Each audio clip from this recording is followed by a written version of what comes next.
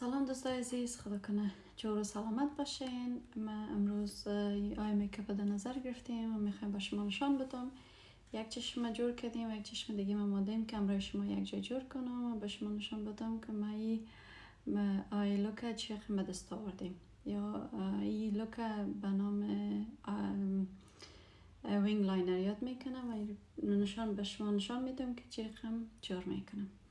خب ضرورت داریم از اسکاشتی و از کاشتی بر چی استفاده میکنم؟ بخاطر که آیلاینر که میزنم این خوبم تو شارپ یا من تو نازکک میریشه دیگه، زیاد باز کار نداره که پاکش کنی زیرش چیزا دیگه. نالین از کاشتی بنت میگیرم دست میزنم که چسبش یکم خلاشه که باز امو پرودکتی که ما استفاده کردیم داریم کلش کت خود نکنه.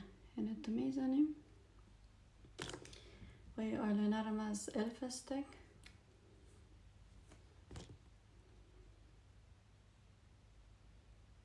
خیر یک چطلم شد. ایست کاشتی به که ما زدیم و تو خوب وقتی پسش میکنیم خوب همون چیزش که پایین شده پاک میکنم روی خود میکنم.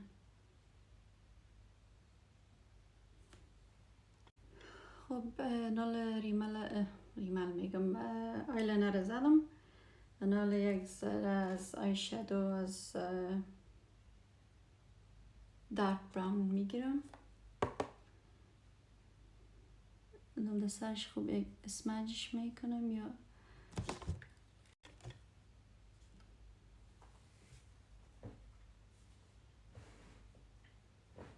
تا کمک طرف بالای چشم ما میبریم و پایین سر آیلاینر که زدیم سرزمو خوب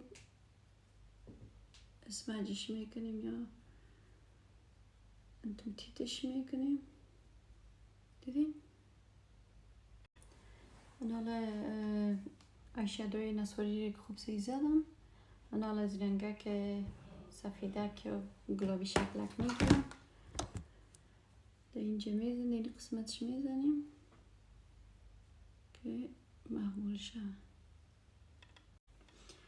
خب دوست عزیز من باشه چشم ما ماندم دیگه. ناله از کاشی پس میکنیم. دیدین چقدر پاک صفا آمد دیگه. کجا که چشم میگذره از این گلیتر زدم، از این سایه پشت چشم جلادار دیگه.